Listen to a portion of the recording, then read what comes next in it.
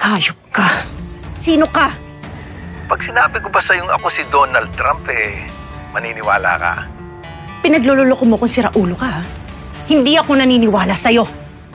Ganon Sige, pakinggan mo to. Oh, magsalita ka. Mami mo yan. Mami, please help me, please na. Daddy, na kinuha ko ng lalaki na hindi ko kilala. Please, Mami! Help! Mami, help me!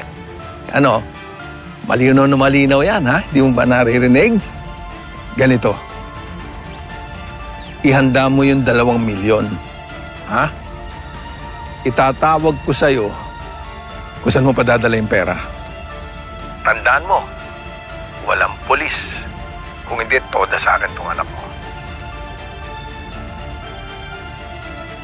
Hello? Hello? Hello? Bumalik na lang kaya tayo sa bahay. Baka nandoon na si Tyrone, baka nagkasilisihan tayo. Alam mo, mabuti pa yan din ang iniisip ko eh. Kasi hindi ko na rin alam kung saan siya hahanapin. Sandali. Ano yun? Ano nga ba yan? Ay, teka. Notebook ba yun ni Tyrone? Oo. Bakit nandito? Ba't nandito sa kalye? Hindi ko alam. Diyos ko na, nasan ba yung anak ko? Mayaman pala kayo. Kaya ka pala kinidnap eh. Sorry, nadamay ka pa tuloy. Hindi, okay lang yun. Hindi naman kita pwedeng pabayaan. Tsaka hindi naman kami mayaman. 1,000 nga wala naman si nanay.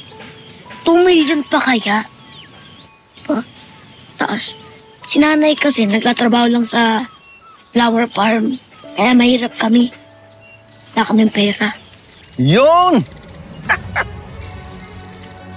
Sabi na nga ba Ha? Kaya familiar ka Alam ko kung kanino kang anak. Gusto ko sanang magtanong tungkol sa anak ko. Tungkol sa anak kong babae, isa sa kambal. Kilala niyo po si nanay? Oo. Kilala ko ang nanay mo. Tama nga ako. Ikaw yung isang anak niya. Hanggang ngayon, nakukonsensya pa rin ako dun sa ginawa kong pagpapalit sa anak ni Rosel at anak ni Melania. At ikaw naman, siyempre kilala ko rin kung sino ang tatay mo at nanay mo. Ready ka nang malaman na lahat yung sikreto mo?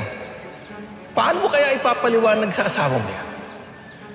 At paano mo ipapaliwanag kay Rosel na ninakaw mo yung anak mo? Jesus Mariano Garapon! Nakakatawa to. Ha? Dito pa talaga kayo nagkasama, ha? Parang pinagduktong ulit yung mga pusod nyo, ha?